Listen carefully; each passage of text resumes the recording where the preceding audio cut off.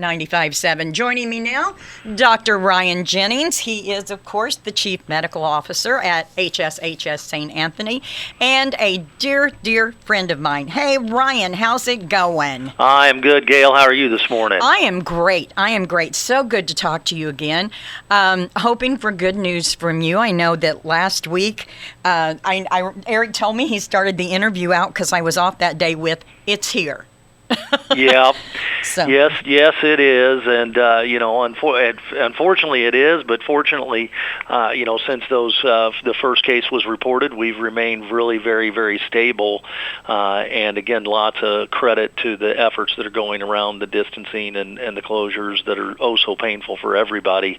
But hopefully, that's what's going to keep us from seeing the big uptick that certainly the inner cities and things have experienced. Yeah.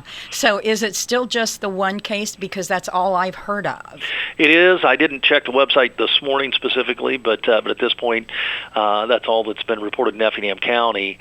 The county, the public health reporting is always a little bit tricky because, of course, there's always a time delay. But right. But there's also some reality of you're always reported in the county in which you reside. So sometimes somebody will pop up a number in a county, and it's because that's their area of residence, but they're not even there. So public health reporting, is purposely designed to be that way. Mm-hmm. But again, you always really want to look at the big picture of the overall numbers. Mm-hmm. And like I said, so far we've been very fortunate to keep extremely low numbers, even in the county surrounding us. Right. Yeah, I know. I heard that Jasper County had reported 2 cases, but I think Crawford County now has 3 cases, is what I've heard. But still, overall, Ryan, I mean, these numbers are so much less than what we had feared.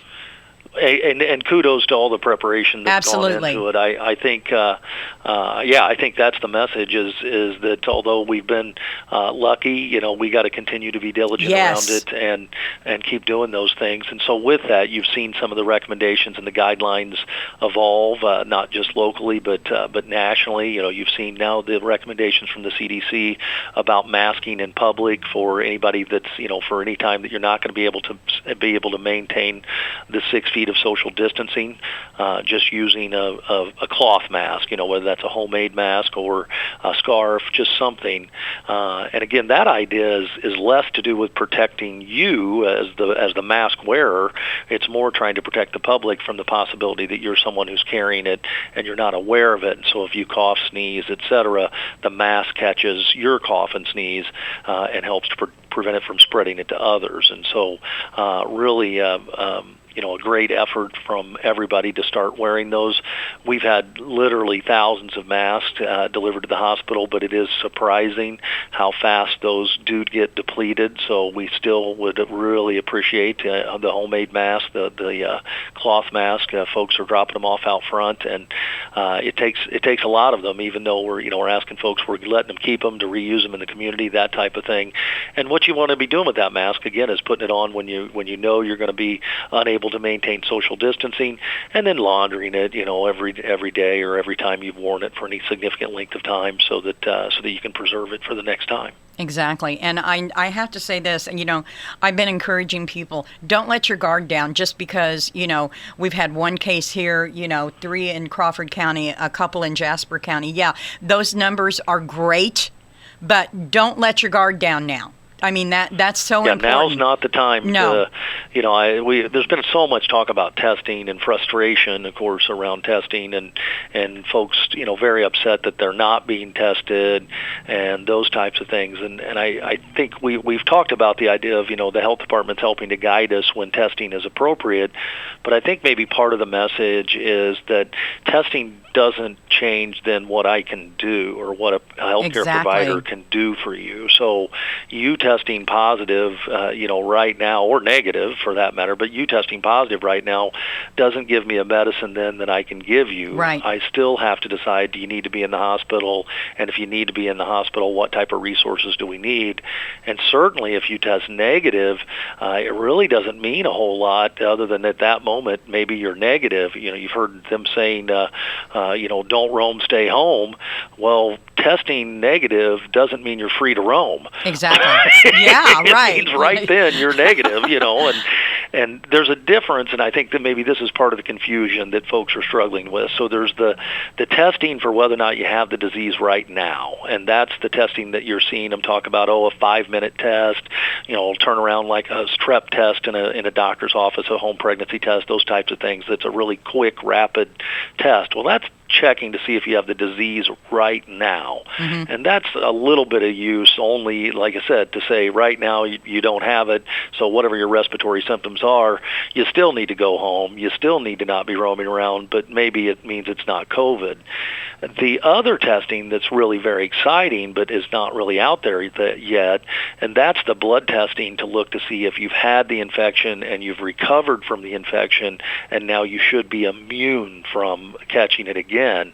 Now, I still wouldn't say that's free to roam because, there's still a lot of other things that can be factors here, but that's the type of testing that would start to tell us, okay, who can we reintroduce into the workforce, who can we, start to collect plasma from, and those types of things to potentially use as treatment, because now they carry protective antibodies in their own blood that we may be able to use to help others. So, right. There's when you hear testing on TV, a lot of times they're mixing the two in the same conversation, and I think that's made it extremely confusing. So, mm-hmm. The little drive-through 5-minute testing is not really a lot of reassurance at all, and reality is it doesn't change my treatment unless you're coming into the hospital, and then it only changes it because now I need to know what kind of resources I need to use for protection. I may want you in a special unit. We may want to transfer you to a higher level of care sooner rather than later, because we see, sometimes these patients transform very, very quickly. So the positive negative test isn't very useful.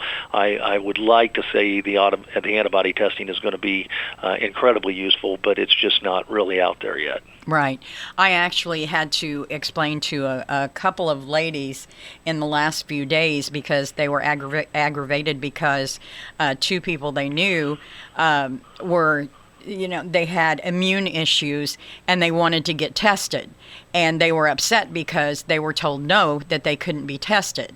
And I said, well, you have to understand they have an algorithm. Exactly. To be tested, and like if you just have a fever, and you can't answer positively to any of these other questions, then it's not like, okay, I have a fever or I'm tired. I'm sorry. Well, you may put yourself in harm's way by going to some place to be tested. And I if you're said not that significantly ill, stay home. Yeah. And I said, and the fact of the matter is, they can't just do these tests on a whim, right. Just because you're tired. Or you coughed well, and it this won't morning. Change my advice. And that's exactly what I said. I wish if I could test you, and then I said, all right, here you go. Here's the pill that's going to fix you. Right. Then the test is great. But right now we just don't have any such remedy. And so, but now on the bright side there, I guess sort of bright, sort of sad, so to some extent. But that is that we have seen a marked decrease in the number of folks that are coming into the hospitals for the emergency room. For relatively minor things, our convenient care volume has diminished very, very dramatically. Physician office visits are down very dramatically.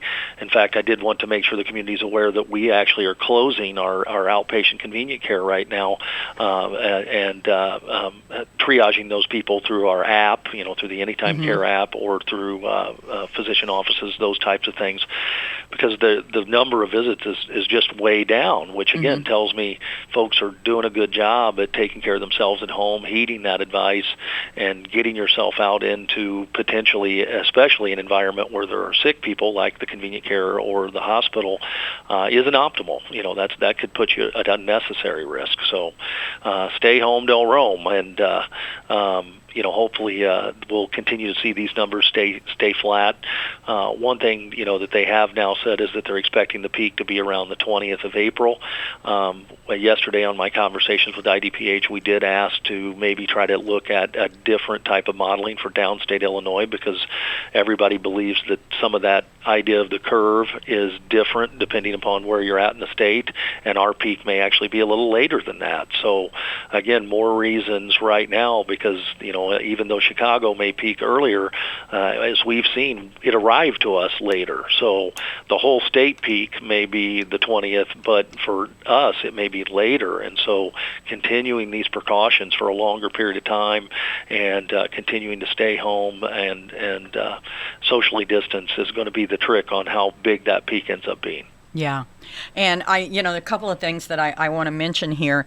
I was very, very pleased. I've limited what going into public places, and I go to Walmart in Flora once a week to get my groceries, or less. Actually, it wound up last time being like once every 10 days. And there was such a change. They're doing a fantastic job down there with social distancing. I mean, they're cleaning all of their carts. They've got it roped off. You enter, they hold people to the 6-foot distance and then let the other person go. And they have another employee inside saying, holding them up until the person is more than 6 feet away. And they're just doing a great job down there. And what I noticed from the last time I was in there, I think I saw 2 people without masks on. And I was so tickled to see that. I agree. I think people are starting to really get the message, take it much more seriously. Certainly, the businesses that are also suffering through this, either responsibly staying open in the ways that you described by making sure that there's adequate hand sanitation, that they're cleaning surfaces, that they're closing part of the time just for sanitation purposes, and then those other businesses that are really getting hammered by having to actually close in order to take care of this idea of stopping this thing. So my heart goes out to the businesses as a whole, and my gratitude for them taking this very, very seriously. And I agree. I'm seeing a lot more masks in public than we had previously. So great teamwork. Yeah. My concern coming up on the Easter holiday, and I think maybe we mentioned this last time, is just please, keep that in the top of your mind that although these are tremendous, wonderful gatherings of family and friends, often those do involve the most vulnerable within our own families and our own community. Right. And so please don't have those large gatherings that you normally would have. And I don't know of any church services that are planned, but we certainly want you to continue to participate in your services. And so I think virtually everybody's got an online service now. Figure out how to stream that online, watch it on television, those types of things, so that certainly we want to continue to praise the gifts that we've been given, but at the same time respect the process that we're in right now. That's right. The other thing I wanted to mention, I don't know if you had heard this or not, but NAL in Flora has started making the face shields. Yes. Yeah. We've seen so many manufacturers that are in a whole different business all of a sudden. Yeah. And the great thing is that it's letting them keep their doors open, and they're still productive, and their employees are still able to work, and those types of things. And it's serving the healthcare community by creating shields. You just name it. I've been just blown away by some of the. I can't think of the correct word now, but reverse engineering. Yeah, there you go. where they're looking at something that I go, hey, I wish somebody could help me make this, and they're figuring out a way to make it. Yeah, the one that really blew my mind, Brooks Brothers is making masks and gowns right now.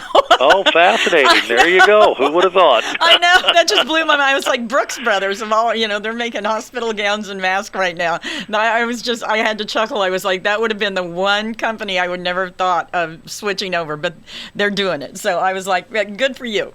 No, it's amazing. It is.